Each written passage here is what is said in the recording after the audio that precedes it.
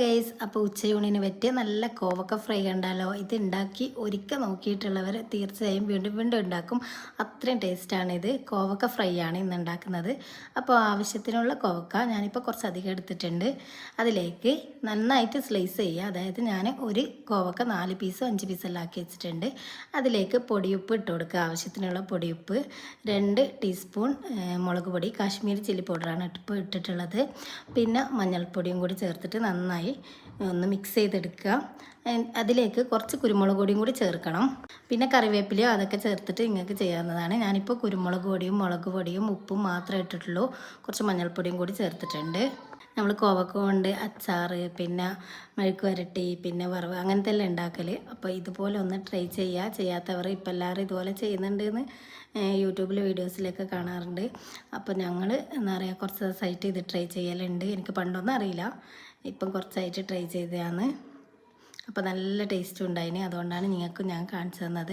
അപ്പോൾ ഒരു പാൻ അടുപ്പത്ത് വെച്ച് അതിലേക്ക് വെളിച്ചെണ്ണ, ആവശ്യത്തിനുള്ള വെളിച്ചെണ്ണ ഒഴിച്ച് കൊടുക്കുക. പിന്നെ ഓരോന്നോരോന്നായിട്ടും എല്ലാം കൂടി മൊത്തത്തിലെല്ലാം ഇട്ട് കൊടുക്കുക. ഞാനിപ്പോൾ മൊത്തത്തിൽ ഇട്ട് കൊടുക്കുന്നതാണ്. ഓരോന്നോരോന്നായിട്ട് ഫ്രൈ ചെയ്യുമ്പോഴേക്ക് കുറേ ടൈം എടുക്കും. അതുകൊണ്ട് ഒരു പാനിൽ വെച്ചിട്ട് തന്നെ ഒരു സമയത്ത് തന്നെ ഞാൻ ഉണ്ടാക്കാമെന്ന് വിചാരിച്ചിട്ട് ഫസ്റ്റ് ഇങ്ങനെ ഓരോന്നായിട്ട് ഇട്ട് കൊടുത്തിട്ട് പിന്നെ ഫുള്ളായിട്ട് ഞാൻ മിക്സ് ചെയ്തിട്ട് ഇട്ട് കൊടുക്കുക തന്നെയാണ് ചെയ്തത്. അത് ഇളക്കി ഇളക്കി ഒന്ന് പൊരിച്ച് മൊരിച്ചെടുത്താൽ മതി. നന്നായിട്ട് മൊരിച്ചെടുത്താൽ ഭയങ്കര ടേസ്റ്റാണ്. പിന്നെ ഇത് ഒരു യൂട്യൂബിൽ പറഞ്ഞത് അവർ ഒന്ന് മിക്സ് ചെയ്തിട്ട് മുളകും ഉപ്പും മാത്രം മിക്സ് ചെയ്തിട്ട് ഒന്ന് ഉണക്കിയെടുത്തതിന് ശേഷമാണ് ഫ്രൈ ചെയ്യുന്നതെന്നാണ്. പക്ഷെ ഞാനിത് അപ്പാടെ തന്നെ പച്ചങ്ങനെ തന്നെ ഫ്രൈ ചെയ്യാണ് ചെയ്തത്. അങ്ങനെ ഞാൻ മിക്സാക്കി ഇതുപോലെ ഇട്ട് കൊടുത്തിട്ടുണ്ട്. ഇനി ഇളക്കി ഇളക്കി ഒന്ന് നല്ലോണം ഫ്രൈ ചെയ്തെടുക്കുക. ഒരു നല്ലോണം മൊരിഞ്ഞാലാണ് നല്ല ടേസ്റ്റ് എന്ന് പറയില്ല. അപ്പോൾ അതുപോലെ മൊരിച്ചെടുക്കുക. അപ്പോൾ ഇതുപോലെയെല്ലാം ഉണ്ടാക്കിയിട്ട് നിങ്ങൾ ഫീഡ്ബാക്കൊക്കെ പറയണം. പിന്നെ സബ്സ്ക്രൈബ് ചെയ്യാതെ കാണുന്നുണ്ടെങ്കിൽ സബ്സ്ക്രൈബ് ചെയ്യണം, ലൈക്ക് ചെയ്യണം, ഷെയർ ചെയ്യണം.